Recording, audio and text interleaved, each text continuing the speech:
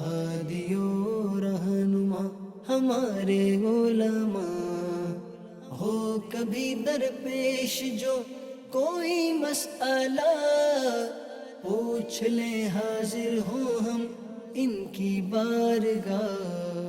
الحمد للہ رب العالمین والصلاة والسلام علی سید المرسلین، اما بعد فاعوذ باللہ من الشیطان الرجیم، بسم اللہ الرحمن الرحیم۔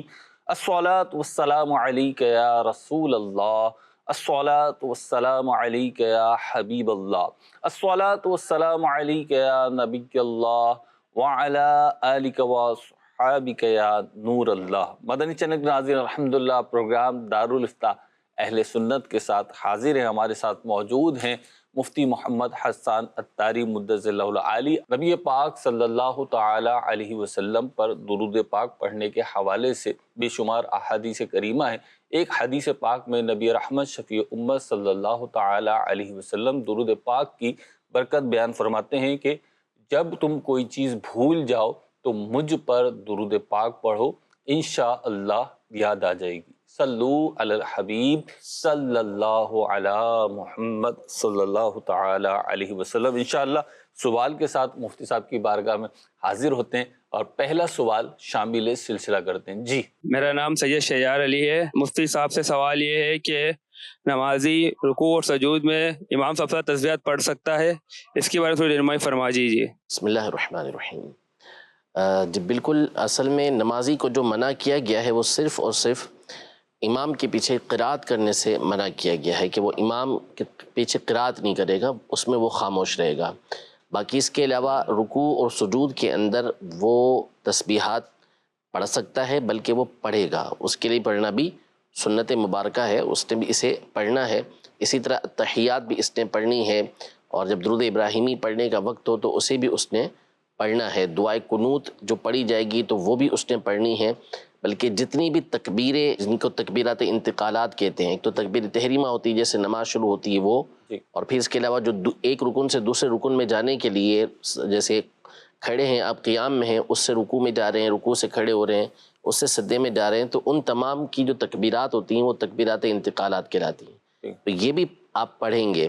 تکبیر تحریمہ کہنا تو یہ شرط و فرض ہے، ضروری ہے۔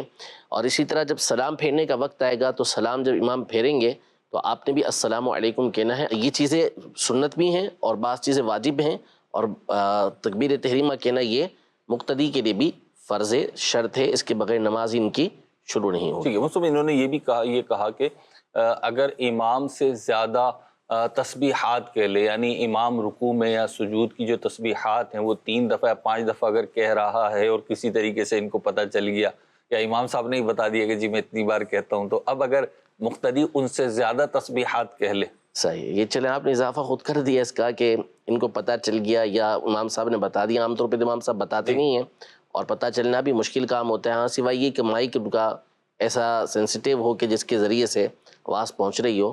تو باہر صورت بہرحال آپ نے جب تک آپ رکوع میں ہیں، سجدے میں ہیں، آپ تسبیحات پڑھتے رہیں۔ ٹھیک ہے۔ اب جیسے مثال کے طور پہ امام صاحب آہستہ آہستہ پڑھتے ہیں، سبحان ربی الاعلیٰ، ان کا پڑھنے کا انداز آہستہ، اور آپ سبحان ربی الاعلیٰ سبحان ربی الاعلیٰ سبحان ربی الاعلیٰ تیزی سے پڑھتے ہیں، تو کوئی حرج نہیں ان کے امام کی تسبیحات یعنی یہ امام سے آگے نکلنا نہیں ہوگا؟ نہیں، کوئی اس میں حرج نہیں۔ ٹھیک، اگلا سوال دیجیے جناب۔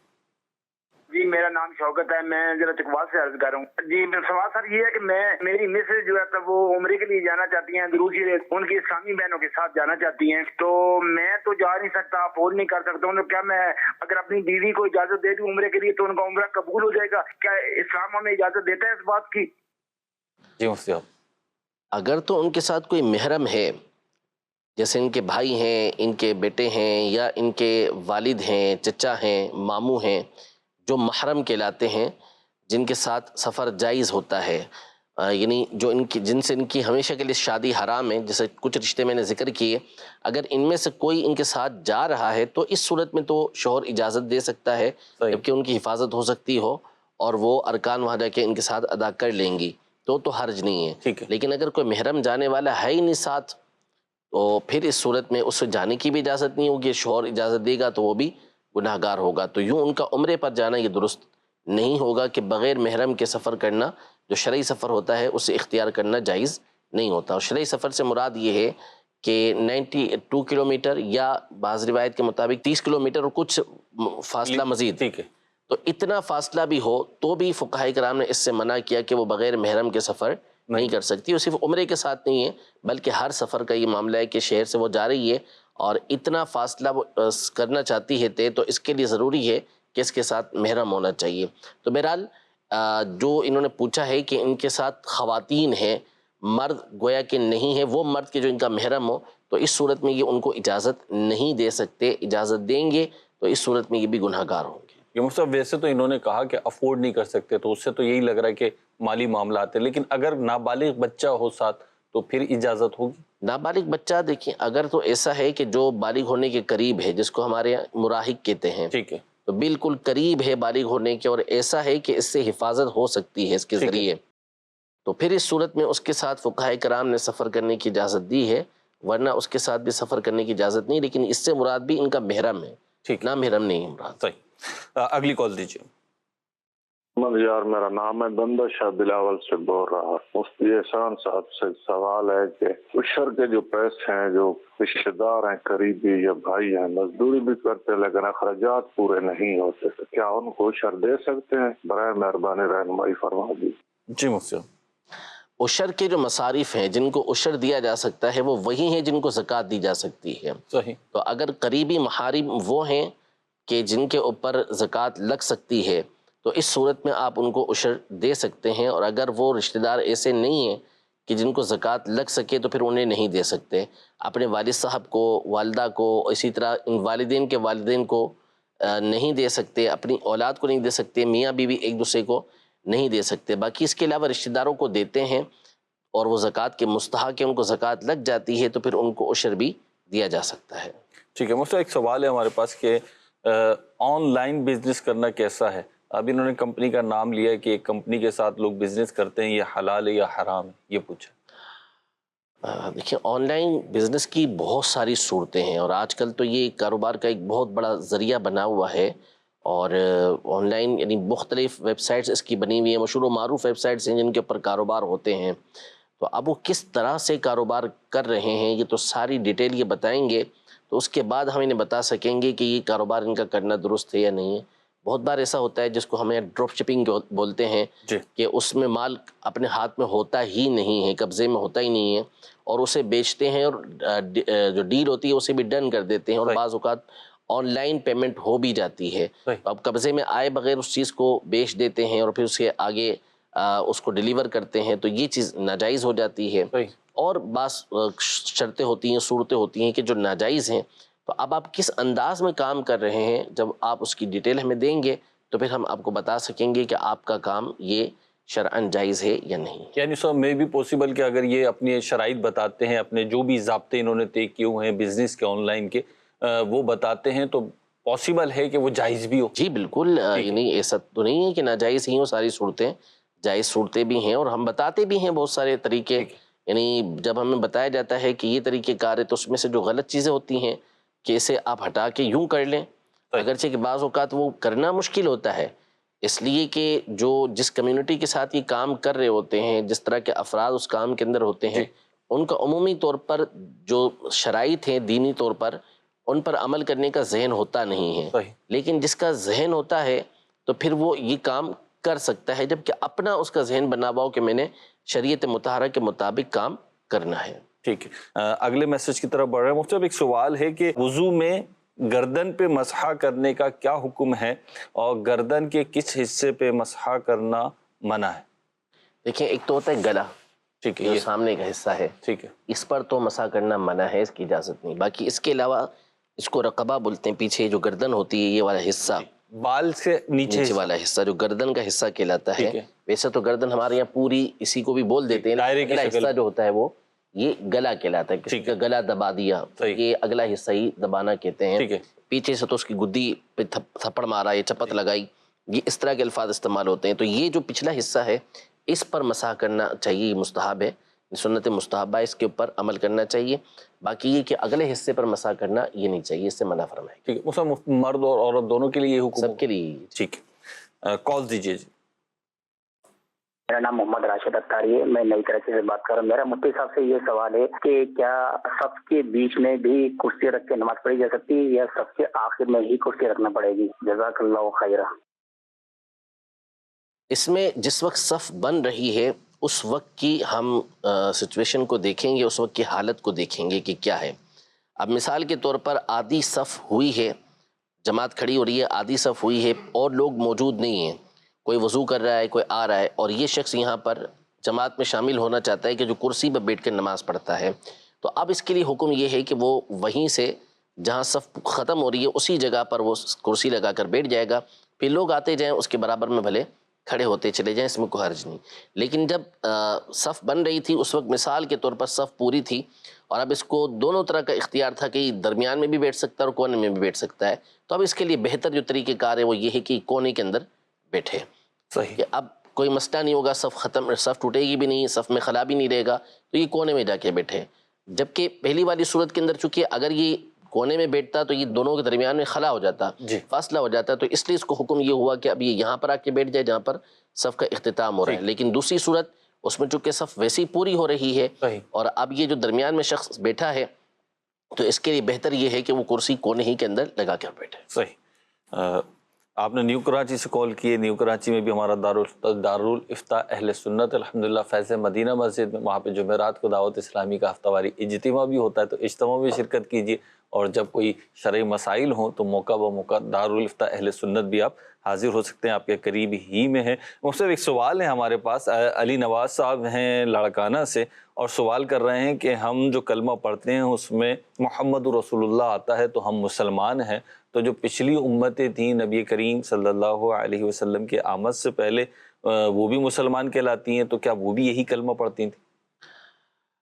اب یہ ایک الگ مسئلہ ہے اور اس پر علماء کا تفصیلی کلام ہے، بلکہ حافظ امام جلال الدین سیوطی شافعی رحمۃ اللہ تعالی علیہ نے اتمام المنہ کے نام سے ایک پورا رسالہ لکھا ہے کہ پچھلی امتوں کو مومن کہا جائے گا یا مسلمان۔ علامہ سیوطی رحمۃ اللہ تعالی علیہ کا موقف یہ ہے کہ مسلمان نام اس امت کے ساتھ خاص ہے، صحیح، کہ ہوا سماکم المسلمین، اللہ نے تمہارا نام مسلمان رکھا ہے۔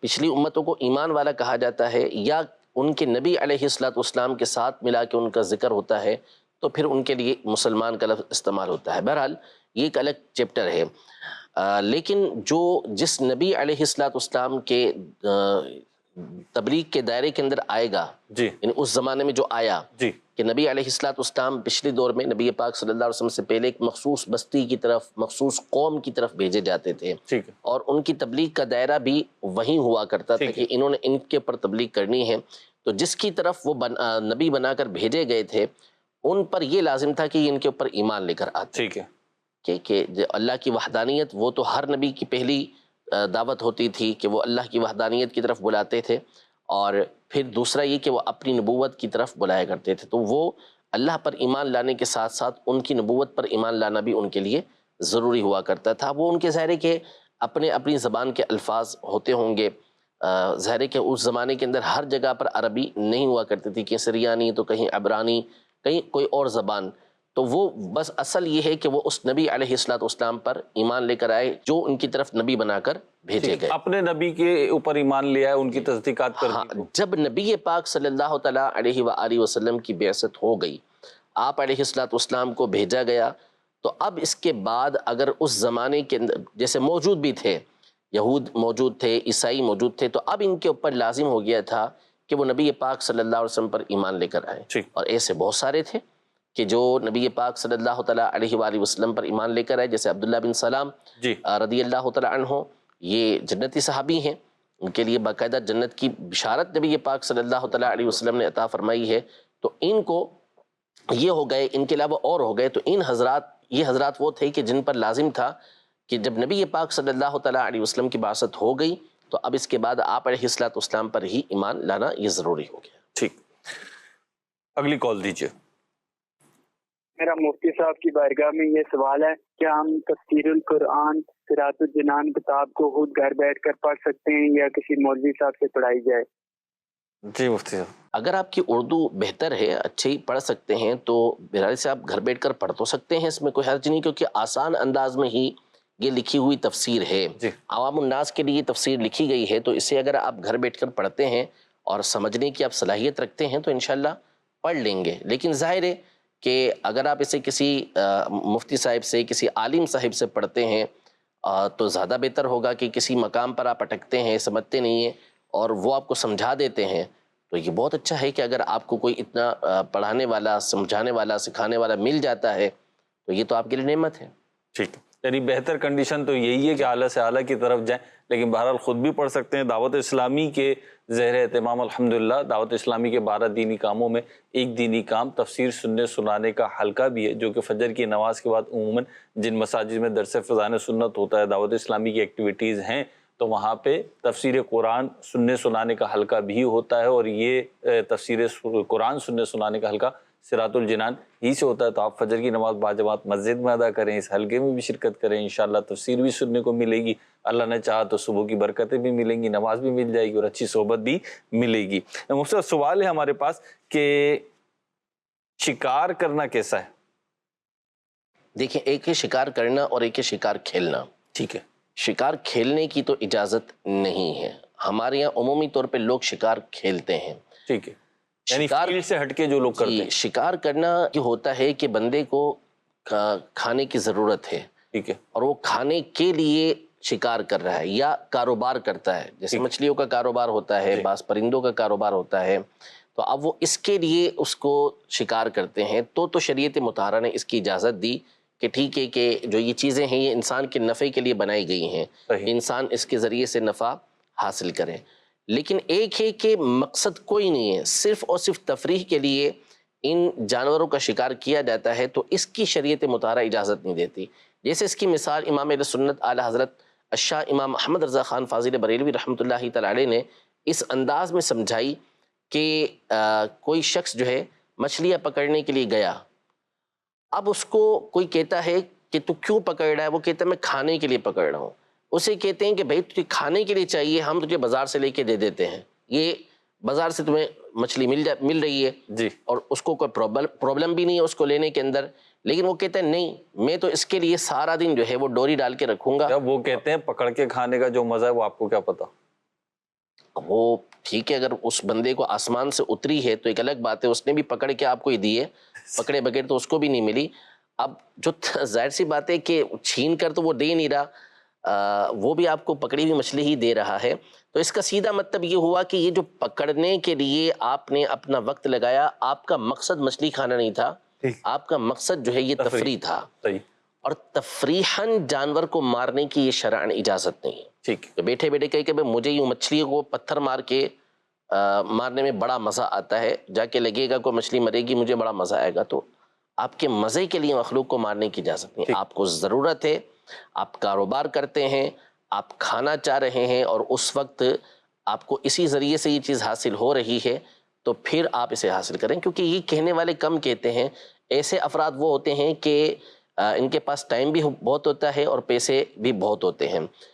اگر مچھلی پکڑیں، اگر ان کی مچھلی لے کے جنگل میں پھینک دی جائے تو بھی ان کے لیے کوئی مسئلہ نہیں ہوگا، وہ سمپل سادہ سی ایک مچھلی مچھلی ان کے لیے کوئی حیثیت نہیں رکھتی ہوگی، اس سے بہتر مچھلیاں وہ بازار سے لے لیتے ہوں گے، لیکن صرف وہی تفریح ان کی مقصود ہوتی ہے، اور تفریحاً شکار کھیلنا یہ جائز نہیں ہوتا۔ ٹھیک، بڑی تفصیل کے ساتھ مفتی صاحب نے حکم بیان فرما دیا ہے کہ کب اجازت ہے اور کب اجازت نہیں ہے۔ مفتی صاحب ہمارے پاس ایک ٹیکسٹ میسیج ہے اور سوال یہ ہے کہ اگر کسی کی ناک کی ہڈی دب گئی ہو، بیٹھ گئی ہو، تو اس کے لیے نماز میں سجدہ کرنے کا کیا حکم ہوگا؟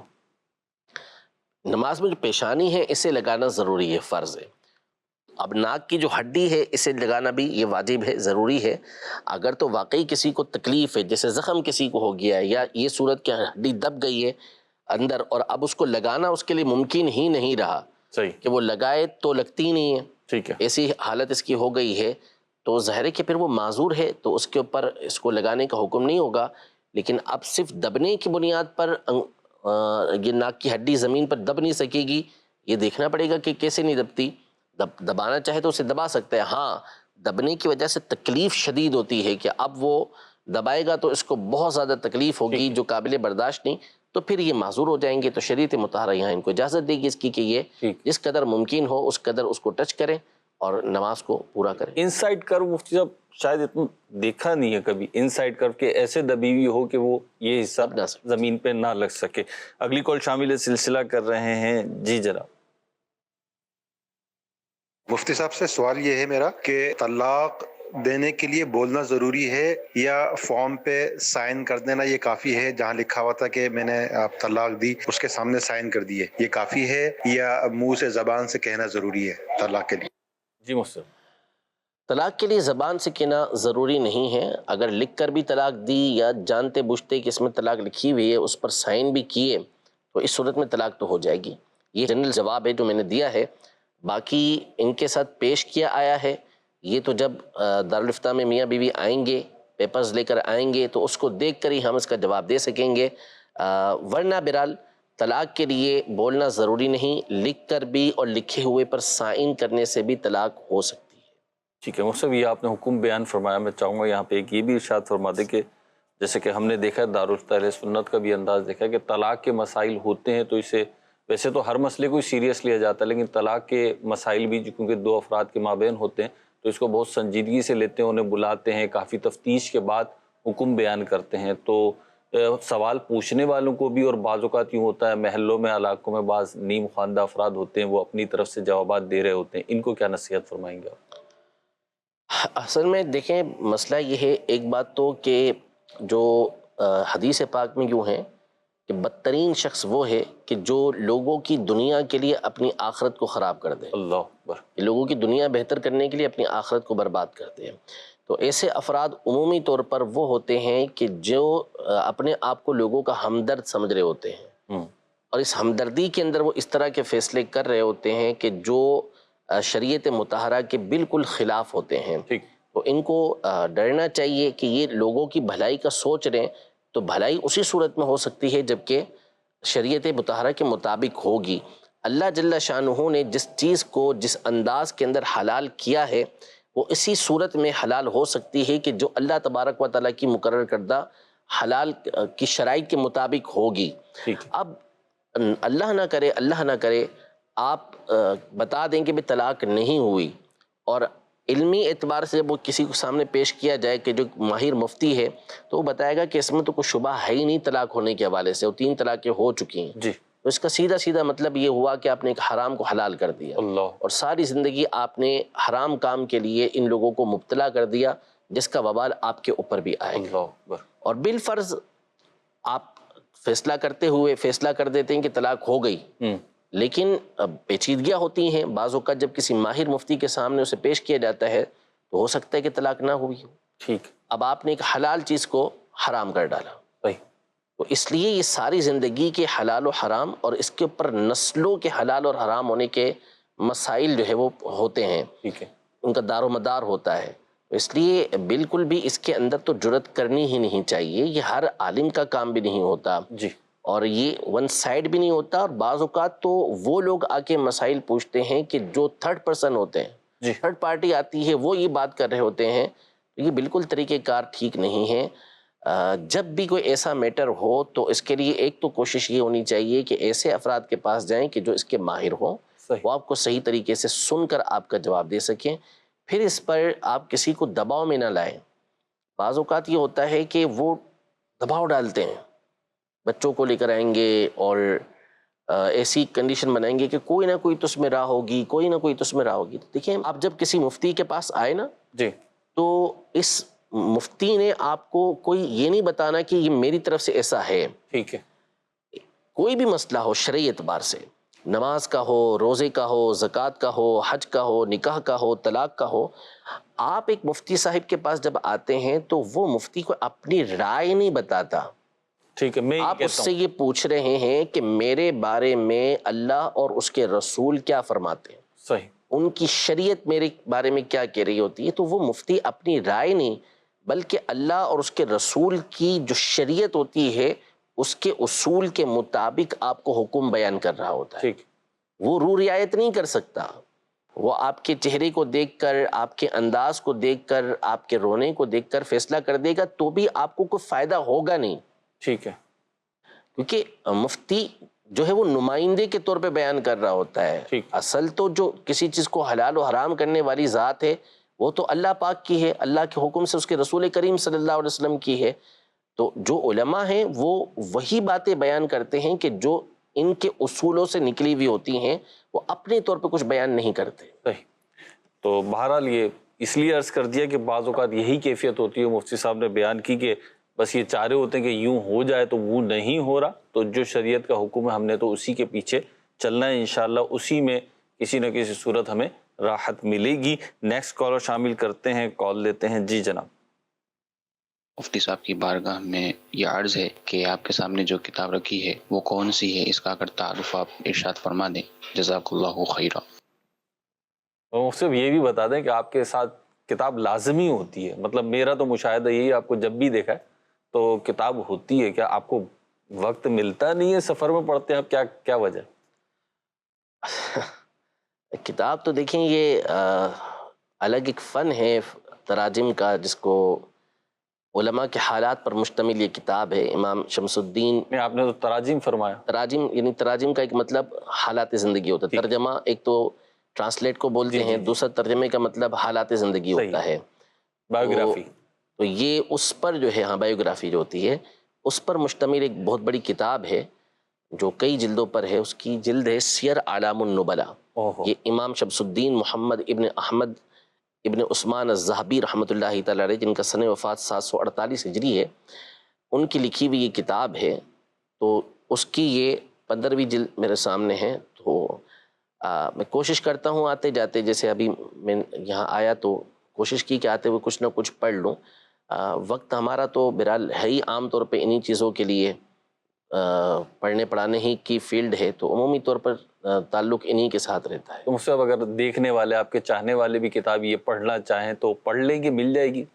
مل تو جائے گی، لیکن ظاہر ہے کہ اول تو اس کو پڑھنے کے لیے عربی آنا ضروری ہے. اردو میں نہیں ہے، عربی کے اندر ہے. اور پھر اس کے بعد اس کا ذوق ہونا الگ چیز ہے. یہ درس نظامی میں نہیں پڑھائی جاتی، الگ سے مطالعے کے لیے کتاب ہے. اس کی تقریباً 30 جلدیں ہیں. چلیں اتنا تو ہے نا کہ مفتی صاحب سے یہ پتہ چل گیا یہ کتاب ہے، اور مفتی صاحب اپنے ساتھ کتاب رکھتے ہیں، ہم ان سے سیکھتے ہیں، مفتی صاحب سے مسائل سیکھتے ہیں، ماشاءاللہ علم دین حاصل کرتے ہیں.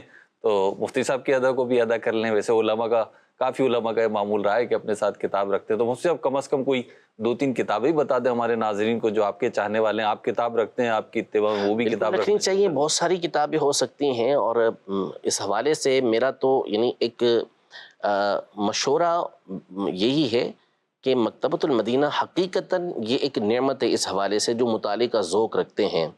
تو کئی کتابیں ایسی ہیں کہ جو عام جو قاری ہوتے ہیں، پڑھنے والے، جن کا ایک عام مطالعہ ہوتا ہے کہ بہت زیادہ ان کو ذوق نہیں ہوتا، لیکن کچھ نہ کچھ مطالعہ کرتے ہیں. تو اس حوالے سے بھی چھوٹے چھوٹے رسالے بہت بڑی نعمت ہیں. پھر اس کے بعد جس کو شوق ہو پڑھنے کا، تو اس حوالے سے بھی بڑی بڑی کتابیں، درمیانے سائز کی کتابیں، جنت میں لے جانے والے اعمال، جہنم میں لے جانے والے اعمال. پھر امیر سنت کی کتابیں، جیسے اب رمضان کے اوپر کتاب آپ کی فیضان رمضان ہے، تو اس کا پڑھنا یہ سالانہ مدنی انعام بھی ہے. اس کے پڑھنے کی ترغیب ہوتی ہے، تو اسے پڑھیں، مطالعہ کریں، آپ کو بہت ساری چیزیں اس میں حاصل ہوں گی. اپنے ساتھ رکھنا شروع کر دیں، انشاءاللہ بہت فوائد حاصل ہوں گے. اللہ پاک ہمیں توفیق عطا فرمائے. مکتبۃ المدینہ کی کسی بھی شاخ سے یہ کتابیں آپ لے سکتے ہیں، بلکہ وزٹ بھی کر لیں. کیا پتہ آپ کے پسندیدہ موضوعات ہوں تو آپ کو فائدہ ہو جائے. کال شامل سلسلہ کر رہے ہیں. جی جناب. مفتی صاحب کی بارگاہ میں سوال عرض یہ ہے کہ فجر کی نماز میں اتنا ٹائم باقی ہو کہ یا سنتیں پڑھی جا سکتی ہوں یا فرض، تو اس صورت میں کیا پڑھیں؟ اس بارے میں رہنمائی فرما دیجیے. جی واقعی اگر ایسا ہو گیا کہ آنکھ دیر سے کھلی، اب وضو کر کے سنتیں پڑھ سکتے ہیں یا فرض، تو ظاہر ہے کہ اس صورت میں فرض ہی ادا کریں گے. فرض ادا کر لیں، اور پھر اس کے بعد جب سورج طلوع ہو جائے تو اس کے 20 منٹ کے بعد یہ سنتیں فجر ادا کر لیں.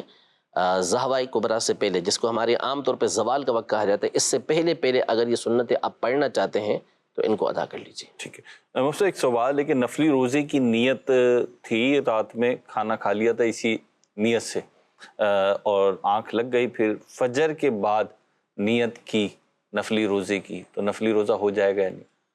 اول تو جب رات میں نیت کر لی تھی، کھانا کھایا ہو یا نہ کھایا ہو، رات میں یہ نیت تھی کہ میں نے صبح روزہ رکھنا ہے، تو اس صورت میں نیت تو ہو گئی. اور نفلی روزے کی نیت جو ہے وہ رات میں ہو سکتی ہے، تو نیت کر لی تو ہو گئی.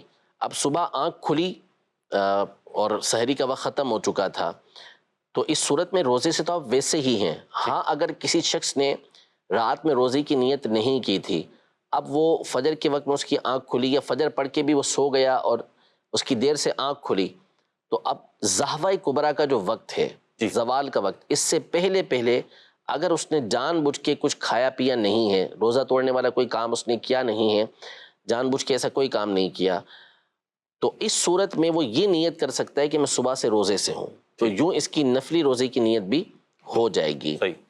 لیکن اب چونکہ یہاں تو یہ ویسے ہی رات کو نیت کر چکے ہیں، تو اس صورت میں ان کی نیت ویسے ہی ہو چکی ہے۔ ٹھیک، اگلی کال دیجیے۔ میرا نام محمد فیضان نیازی ہے۔ مفتی صاحب کی بارگاہ میں سوال عرض ہے کہ امام امامت کراتے وقت کیا نیت کرتا ہے؟ برائے کرم جواب ارشاد فرما دیجیے۔ جی مفتی صاحب۔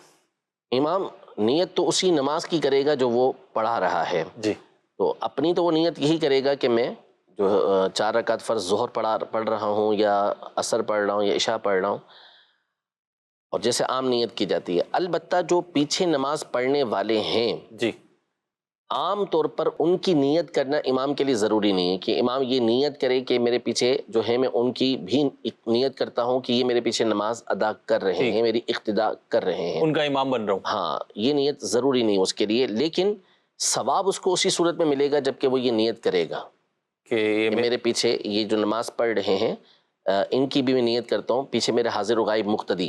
ٹھیک ہے، تو اب یہ ہوگا کہ جو لوگ اس کے پیچھے آئیں گے وہ اس کے پیچھے نماز پڑھیں گے تو اس کو ثواب بھی ملے گا، ورنہ اس کے لیے یہ نیت ضروری نہیں۔ کوئی مقتدی پیچھے آتا ہے، امام نے اس کی نیت نہیں کی تھی، تو اس صورت میں بھی اس کی اقتداء اس کے پیچھے وہ نماز پڑھ سکتا ہے۔ اب بعض صورتیں ہوتی ہیں کہ جس میں عیدین وغیرہ کی نماز اور دیگر نمازوں کے لیے عورتیں پچھلے زمانے کے اندر آتی تھیں، تو ان کے لیے نیت ضروری ہوتی تھی امام کی، لیکن جو عام طور پہ نماز پڑھائی جاتی ہیں اس میں اگر امام نے کسی مقتدی کی نیت نہیں کی اور مقتدی شامل جماعت ہو جاتا ہے تو اس صورت میں نماز اس کی ہو جائے گی۔ ٹھیک ہے، نیکسٹ کال دیجیے۔